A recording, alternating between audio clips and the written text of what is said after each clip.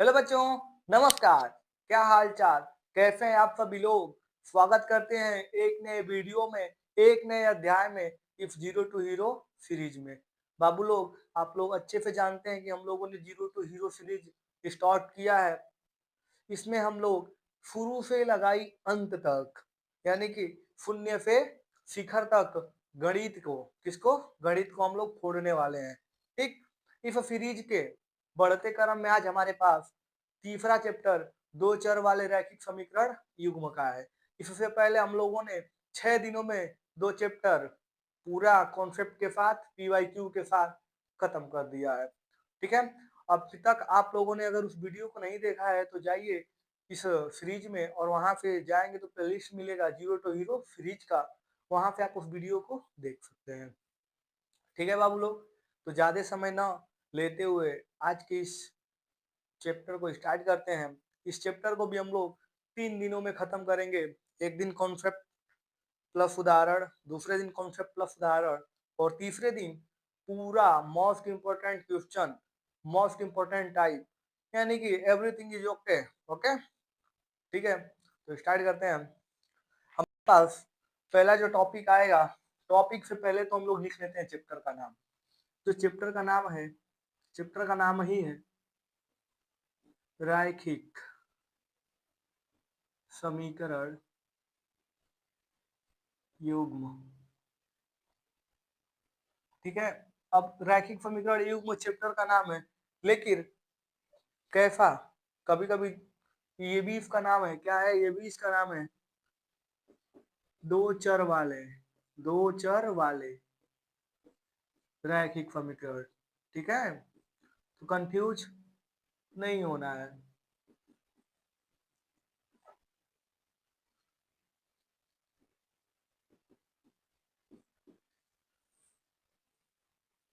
ये हो गया एनसीईआरटी के अकॉर्डिंग, किसके अकॉर्डिंग, एनसीईआरटी के अकॉर्डिंग, और ये हो गया अरिहंत के अकॉर्डिंग, किसके, अरिहंत के अकॉर्डिंग। ठीक है, तो हर जगह हर किताब में ऐसे ही नाम होते हैं, लेकिन नाम से क्या मतलब है, हम लोग को तो काम से मतलब है। ठीक है, तो ये कह रहा है दो चर वाले रैखिक समीकरण युग्म। बेसिकली अब दो चर, चर क्या होता है, मैंने बहुपद में बताया था चर क्या होता है, जिसका मान सदैव परिवर्तित होता है, और दो यानी कि दो, यानी कि हमको दो चर लेना है। कितने चर, दो चर। अब दो चर वाले हमको समीकरण लेना है, और युग्म मतलब जोड़ा, यानी कि समझ में आ रहा है कि दो चर भी होना चाहिए और दो समीकरण भी होना चाहिए। और जब हम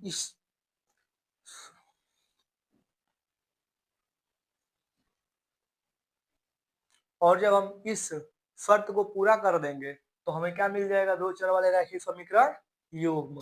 ठीक है, तो देखेंगे क्या, दो चर यानी कि हम कुछ भी ले सकते हैं।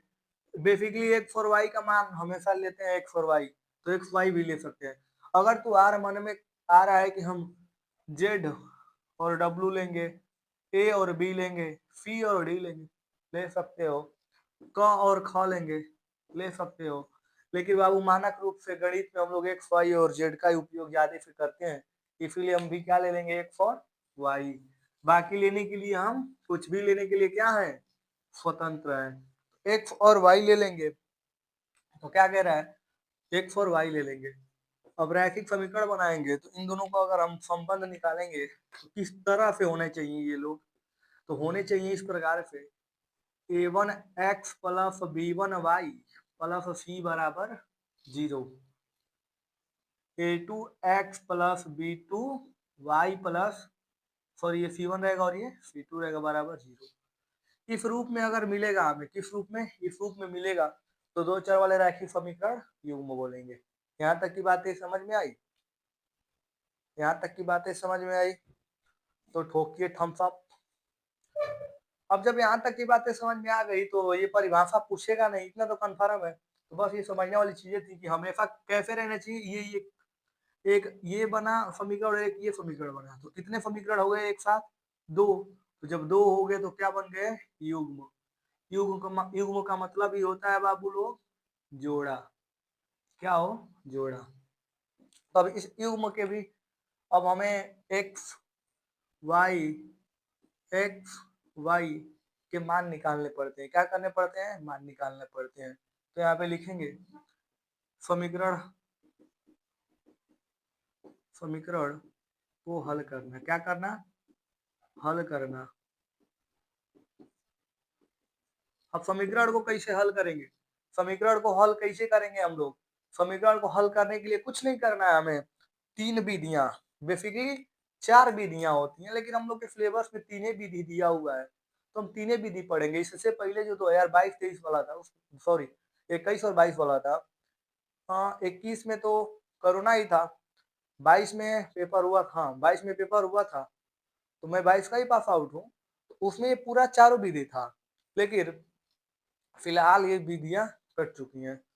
तो समीकरण को हल करना है। क्या करना है? समीकरण को हल करना है। तो फिलहाल इस समय 3 विधि है। कितनी विधि? पहली विधि है ग्राफीय विधि,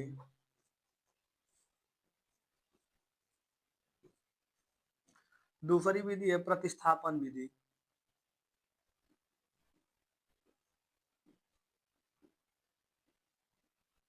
और तीसरी विधि है, बताओ, साल भर तो कुछ ना कुछ थोड़ा सा भी तो पढ़े होगे ना बाबू? नहीं पढ़े हो? बता देते वो भी, विलोपन विधि।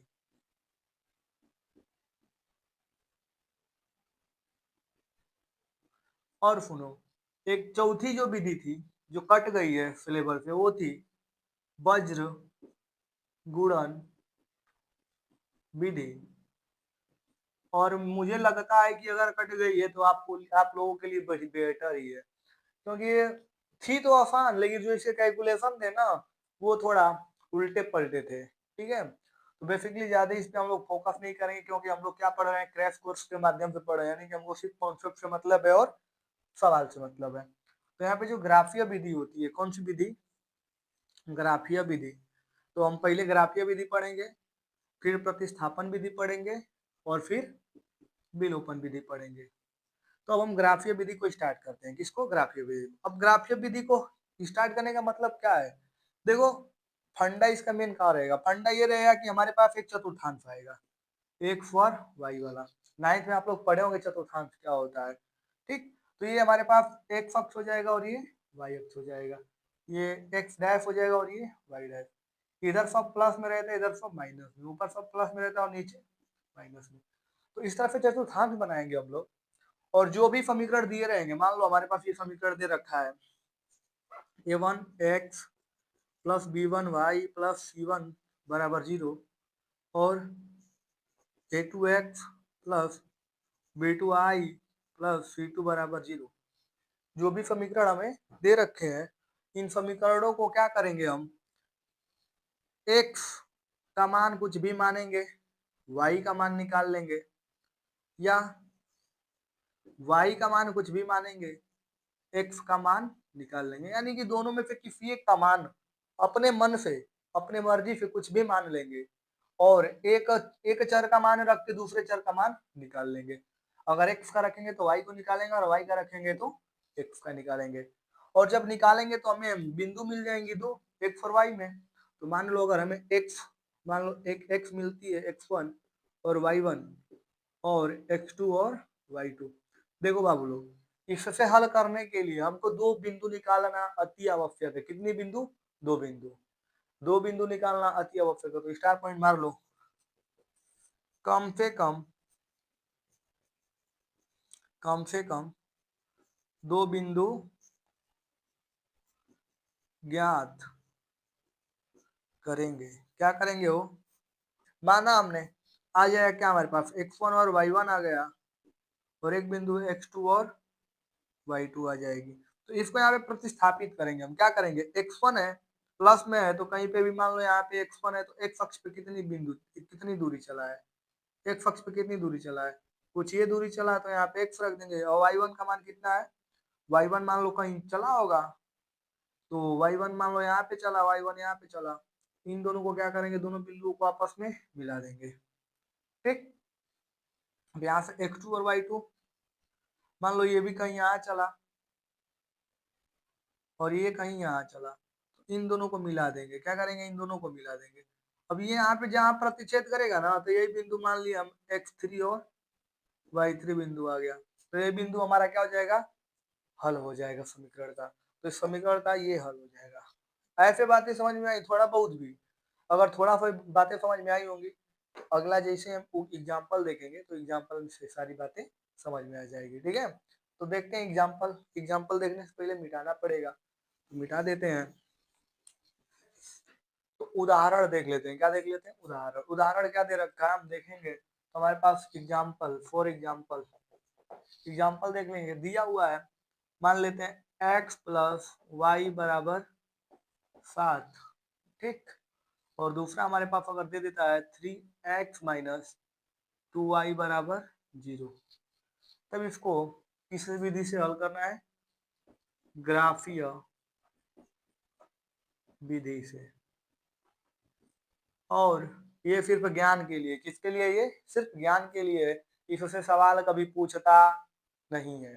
ठीक है, तो हम अभी मैंने बताया कम से कम दो अपने मर्जी से रख के निकालेंगे। तो मान लो यहाँ पे पहले वाले को ले लेते हैं। ठीक, तो जब पहले वाले को लेंगे तो क्या दिया हुआ है, x प्लस वाई बराबर 7। क्या दिया है, x प्लस वाई बराबर 7। तो x प्लस वाई बराबर अगर 7 दे रखा है, तो इसको हम किसी एक के पदों में लिख लेंगे। तो x को छोड़ के y को इधर कर देंगे, तो x बराबर क्या जाएगा, 7 प्लस में तो माइनस का y। ठीक, अब यहाँ पे एक छोटा सा बॉक्स बनाएंगे। क्या करेंगे, एक छोटा सा बॉक्स बनाएंगे और इसमें हम मान लिखना शुरू करेंगे। ऊपर x रख देंगे और नीचे y।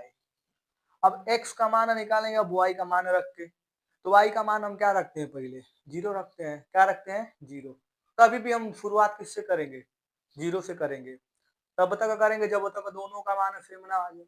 अगर दोनों का मान सेम आने लगेगा, तब हमको उस संख्या का उपयोग नहीं करना है। अगर एक ही बिंदु बार बार मिलेगी, अगर बिंदु एक ही नहीं मिल रही है, तो हम स्टार्टिंग पे स्टार्ट करेंगे ताकि हमको छोटी संख्या मिलेगी, आसानी से हो जाएगा।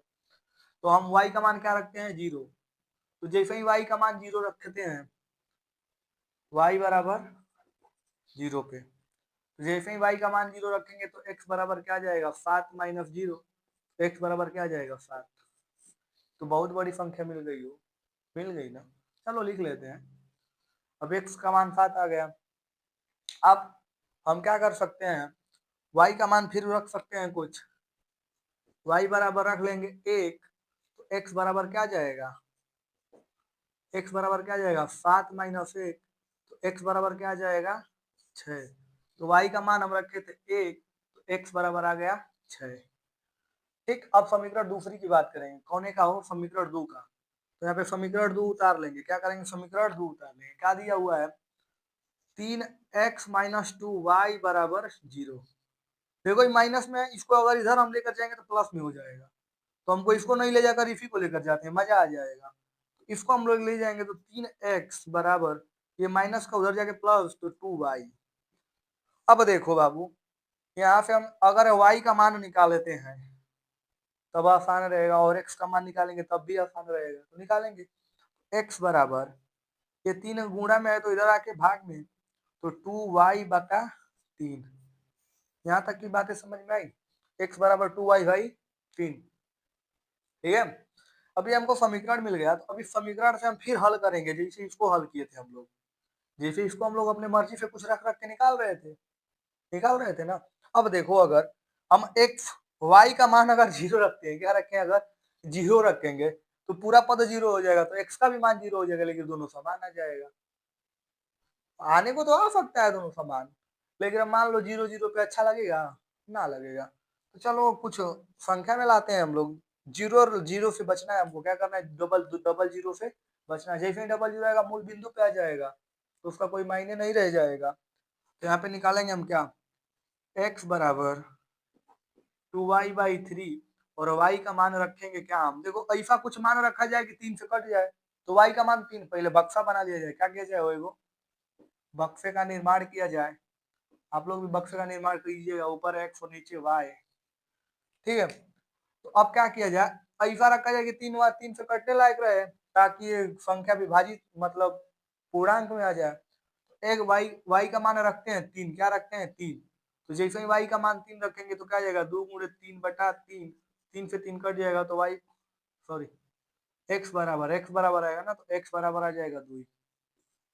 x बराबर 2। अब क्या रख दें हम, 3 रखें, 4 रखें, 5 रखें, फिर 100 दशमलव में आएगा, फिर समझ से 6 रख देते हैं। मतलब हमको अपना कैलकुलेशन आसान बनाना है, कुछ भी रख सकते हैं, हमको अब स्वतंत्र है कुछ रखने के लिए। ठीक, तो वहां पे कॉमन सेंस की बात आएगी। तो x बराबर क्या जाएगा, 2 इंटू वाई का मान कितना रख देंगे बाबू, 6।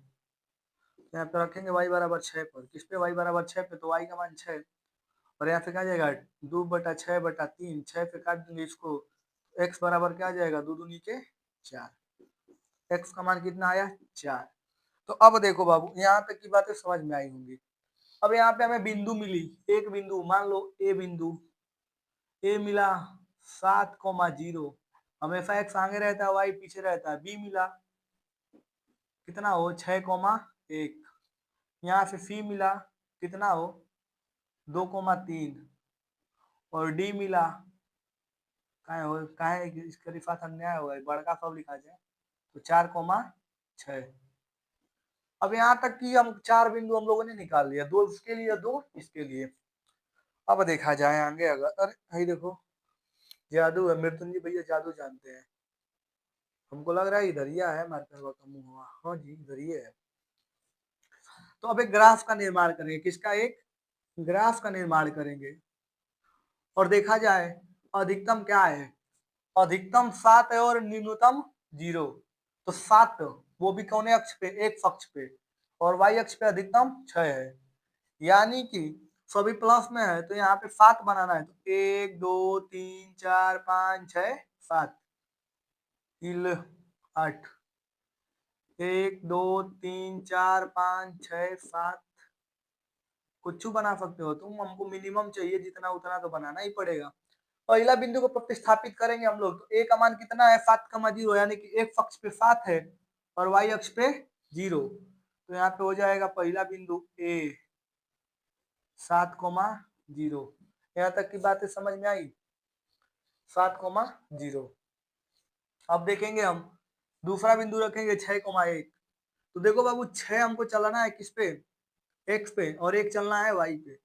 एक और ये यहाँ, यानी कि एक बिंदु तो यही मिल गई हमको, तो ये हो जाएगा 6,1 और बिंदु बी।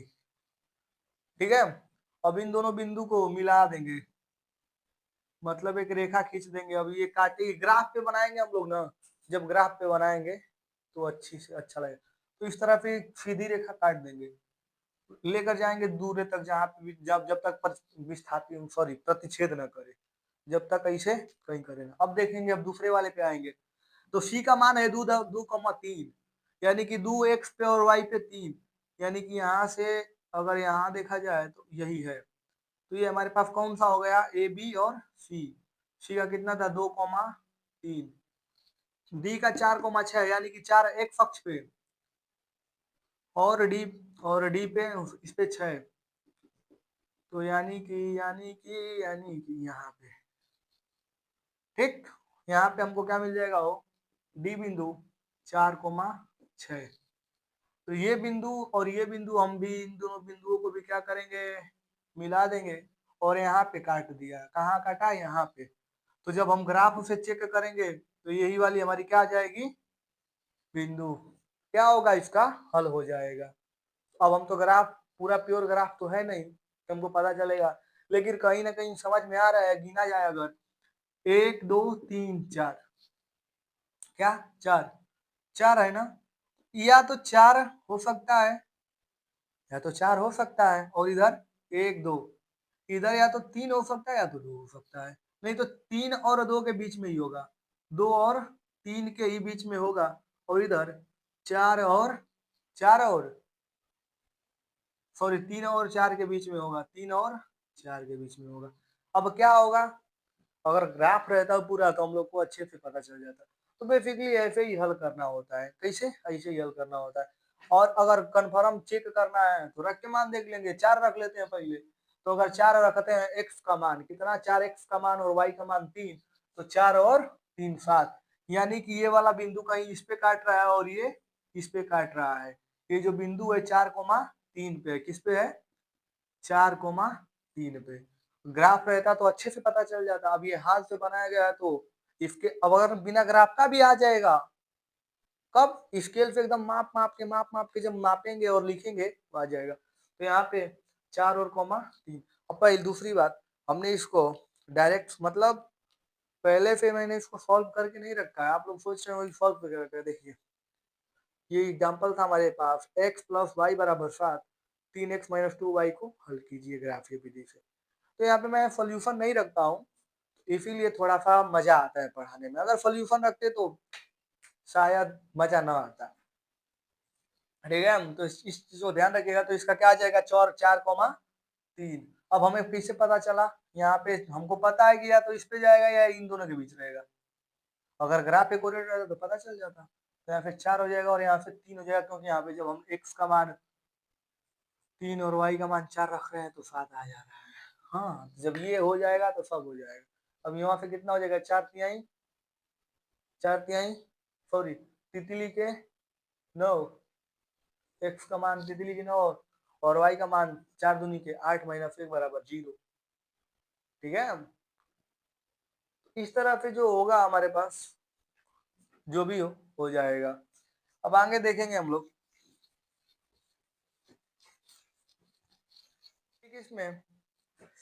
एक इसमें और अच्छा सा टॉपिक है और इम्पोर्टेंट भी है, फंगत और अफंगत। फंगत और अफंगत। बेसिकली फंगत और अफंगत क्या होते हैं? हाँ, फंगत और अफंगत क्या होते हैं? देखो, अगर हमारे पास जो युग्म है, जो हमारे पास ये युग्म दे रखा है, a1x plus b1y plus c1 बराबर 0, a2x plus b2y plus c2 बराबर 0। इन दोनों के अगर एक हल है, कितने हल हैं? एक हल तब फंगत, दो हल तब फंगत, तीन हल तब फंगत, अनंत हल तब फंगत। जब इन दोनों के एकहू हल नहीं है, हल नहीं है, एकहू हल, एक भी हल नहीं है, नहीं है हल, हल ही नहीं है, तो असंगत। तो यहाँ से एक शानदार क्वेश्चन बनते हैं, पूछ देता है, एक रेखा दे देगा और कहेगा कि फंगत है कि असंगत, इस चीज को बताइए। तो हम लोग आसानी से बता सकते हैं, बस छोटा सा एक थोड़ा चीजें होती हैं, उन सब चीजों को याद रखकर। तो हमारे पास जो पहला होता है क्या बाबू, a1/a2 बराबर b1/b2 बराबर c1/c2। तो जब इस प्रकार से हमको दिखने को मिलेगा तब क्या हो जाएगा, a1/a2 यानी कि इसका और इसका जब दोनों का भाग अनुपात निकालेंगे, और इसका जब अनुपात और इसका अनुपात, तीनों का अनुपात आपस में क्या होगा, बराबर होगा। तब यहाँ पे क्या होते हैं बाबू, समपाती होती है। तो क्या होती है, समपाती। और समपाती का मतलब होता है अनेक हल। क्या जी, अनेक हल। जो इसके लिए कुछ रखेंगे तो इसके लिए भी कुछ रखेंगे, जब दोनों बराबर हो जाएगा। मान लो ये दोनों मार्कर है ना, ये दोनों मार्कर है, अगर ये दोनों मार्कर एक बराबर हो जाएगा, क्या हो जाएगा, एक बराबर हो जाएगा। इन दोनों में एक बराबर इंक मैंने भरा, तो अगर 4 पेज ये लिखेगा तो कन्फर्म है कि 4 पेज ये लिखेगा। मतलब बेसिक रूप से ये तो यही होना चाहिए, 4 पेज लिखेगा तो ये भी 4 पेज लिखेगा, कन्फर्म। अब ये थोड़ा बहुत तो इधर उधर हो सकते हैं, अपने ऊपर डिपेंड कर, कोई कड़े चलाएगा, कोई एकदम दाब के चलाएगा तो ज्यादा फीआई फेंकेगा, हल्का चलाएगा तो कम फेंकेगा।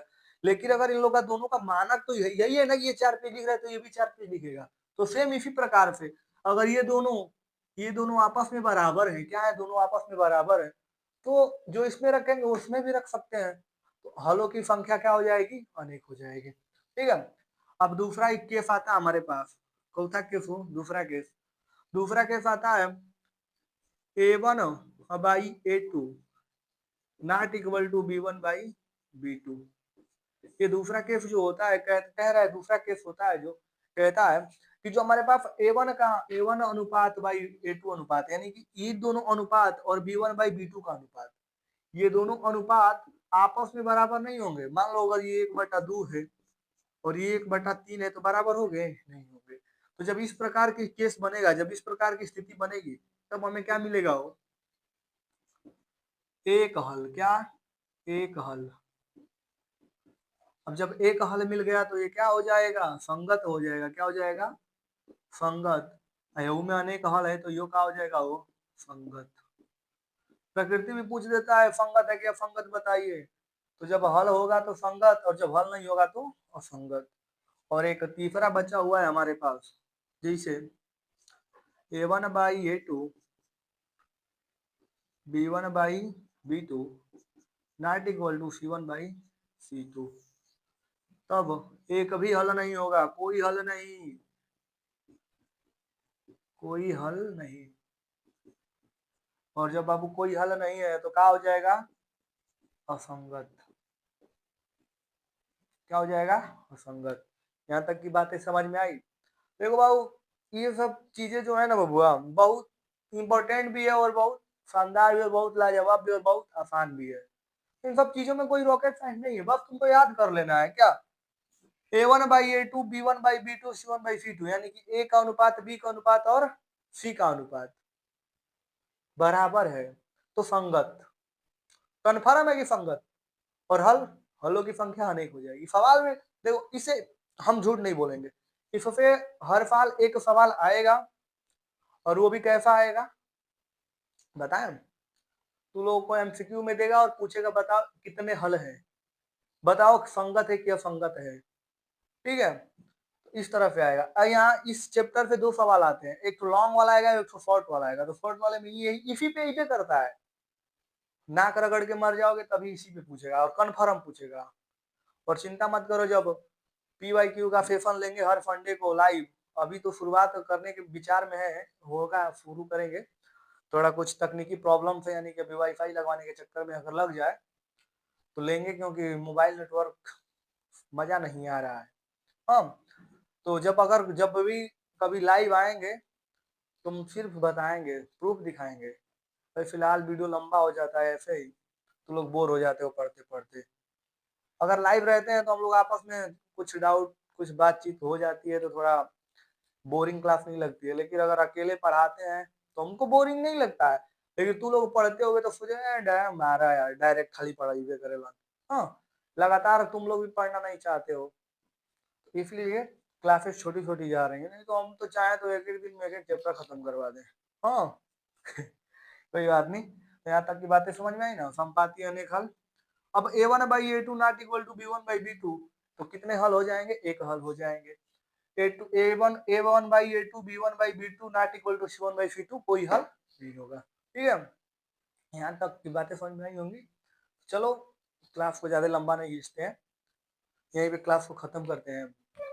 कल मिलेंगे इसी को थोड़ा सा रिवीजन के साथ और नए नेक्स्ट टॉपिक के साथ। ठीक है, ग्राफिक विधि को एक बार दोबारा से आप लोग जरूर देख लीजिएगा और रिवीजन कर लीजिएगा। मिलते हैं नेक्स्ट क्लास में, तब तक के लिए बाय बाय। घर पे रहें, स्वस्थ रहें, मस्त रहें और रिवीजन करते रहें।